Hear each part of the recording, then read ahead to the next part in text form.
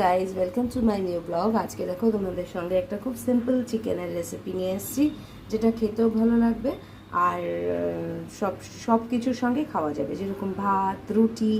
তো আজকে ভাবলাম একটু রান্না বান্না নিয়ে বসি, অনেক দিন তো বসা হয় না, তো সেই জন্যই রান্না নিয়ে এলাম। চলো পুরো ব্লগটা দেখো আর আমিও রান্নাটা করি। প্রথমে কতগুলো পেঁয়াজ কেটে রেখেছি দেখতেই পাচ্ছ, আর কতগুলো আলু সেদ্ধ করা রয়েছে। আলুগুলো ফার্স্টে তেলের মধ্যে ভেজে নেব।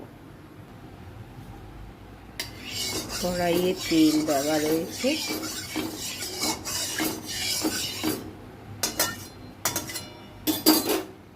তেলটা গরম হোক, নাহলে আলুটা ভাজা যাবে না।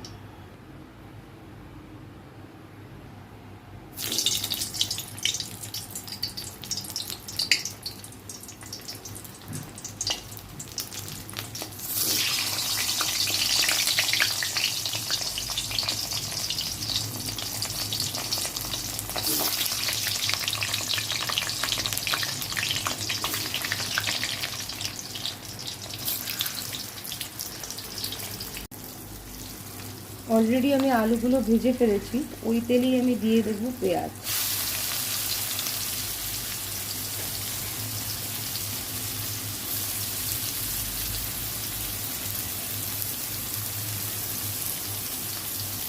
পেঁয়াজ ভাজার সময় আমি একটু নুন ইউজ করি, তো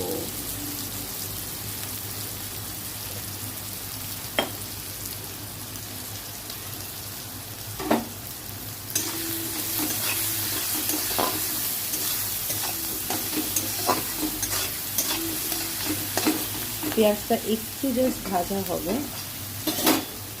এটা হচ্ছে আমার আজকে স্পেশাল মশলাটা, সেটা হচ্ছে তোমার সর্ষে পোস্ত আর 1 কি 2 চামচ টক দই মিশিয়ে এই মশলাটা তৈরি করেছি আর কি। আজকে এটা দিয়েই চিকেন হবে। সর্ষে পোস্তর গুঁড়ো দিলে, আমি এমনি পোস্তও দিয়েছি, সেই গুঁড়োটা দিলে সবসময় একটু সর্ষের তেল আর 2টো কাঁচা লঙ্কা আমি ভিজিয়ে রাখি, ঝাঁসটা যাতে ভালো হয়, তাই জন্য। এখানে আমার পেঁয়াজটাও ভাজা হয়ে গেছে। আমি টমেটো আর কাঁচা লঙ্কাগুলো দিয়ে দিয়েছিলাম, কারণ এটা পুরোপুরি কাঁচা লঙ্কাতেই রান্না হবে, কোনো গুঁড়ো লঙ্কা ইউজ করা হবে না। পেঁয়াজটা ভাজা ভাজা যেহেতু হয়ে গেছে, আমি 1 চামচ রসুন দিয়ে দিচ্ছি, একটু দিচ্ছি, তার সঙ্গে একটু আদা দিয়ে দিচ্ছি। আমার মেয়ের আজকে ডিমান্ড খুব ঝাল ঝাল করে চিকেন করতে হবে, গুঁড়ো লঙ্কা না দিলেও ঝাল হবে। ঝাল হবে হচ্ছে কাঁচা লঙ্কা ঝাল, তাই আমরা প্রচণ্ড ঝাল কাঁচা লঙ্কা পেটো করে দিয়েছি।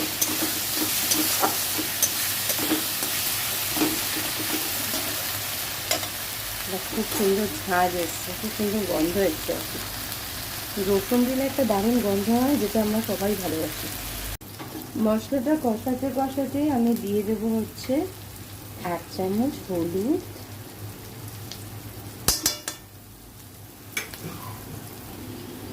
তার সঙ্গে দিয়ে দেবো একটা করে চিকেন।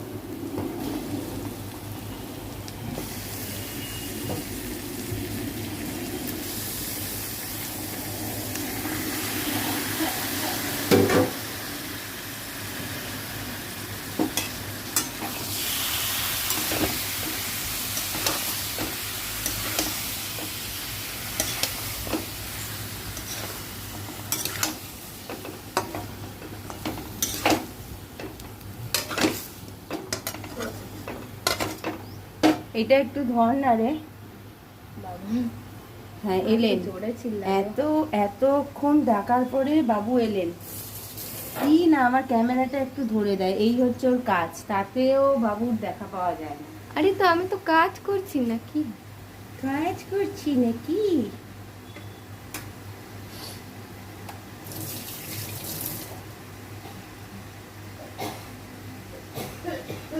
এরপরে বন্ধ কর। 1 চামচ ধনে পাতা। আমি এখানে বেশি মশলা ইউজ করবো না, আগেই বলেছি। পেঁয়াজ রসুন আর মধ্যেই হবে চিকেনটা। আর ঝাল দেবে তো?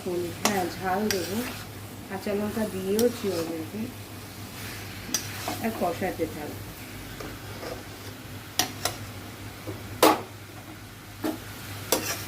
দেখো মা তেল বেরোতে শুরু করেছে অলরেডি।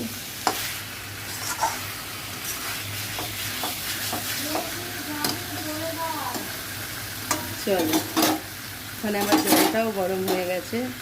আমি একটু গরম জল ইউজ করি রান্না। ও মাই গড।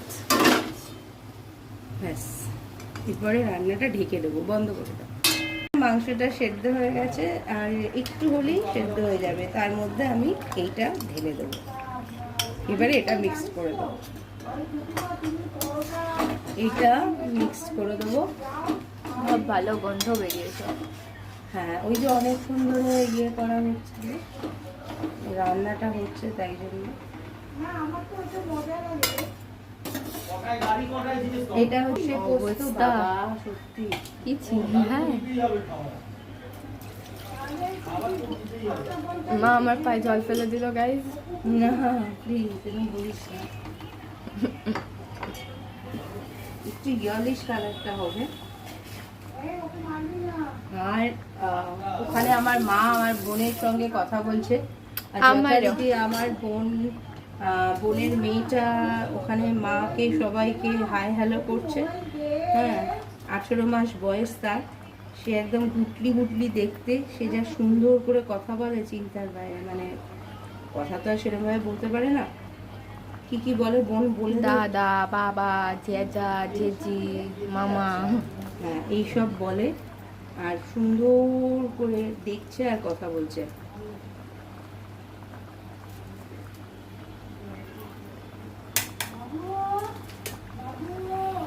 ব্যাস, আমার মাংসগুলো দেখো সেদ্ধ হয়ে গেছে। এই যে বোঝাই যাচ্ছে সেদ্ধ হয়ে গেছে, যে এখান থেকে তো ও আস্তে আস্তে খুব ভালো সেদ্ধ হয়েছে। আমি তো অবাক হয়ে গেছি যে এত কম সময় এই যে সেদ্ধ হয়েছে, কেটে গেল দেখতেই পেলে।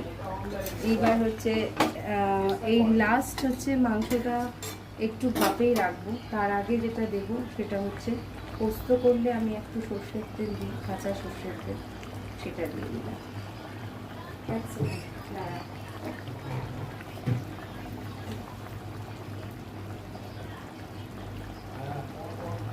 ব্যাস, এবার সর্ষের তেলটা কাঁচা স্মেল উঠবে আর কি, ভীষণ ভালো লাগে সেটা।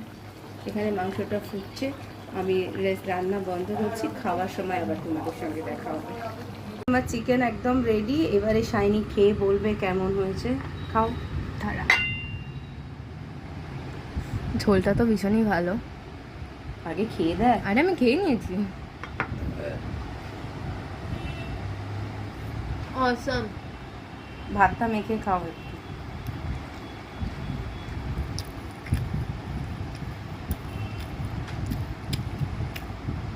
গরম খুব। বেশ, যাই হোক, ওর চিকেনটা খুব ভালো লেগেছে। তোমরা দেখতেই পেয়েছো পোস্ত চিকেন কিভাবে তৈরি করছি। তোমরাও বাড়িতে এটা ট্রাই করো, ঝোলও দারুণ। বেশ ভালো লাগবে। তো আজকের ব্লগ এখানেই শেষ করছি। আবার দেখা হবে কোনো না কোনো ব্লগ নিয়ে। টাটা, সবাই খুব ভালো থেকো।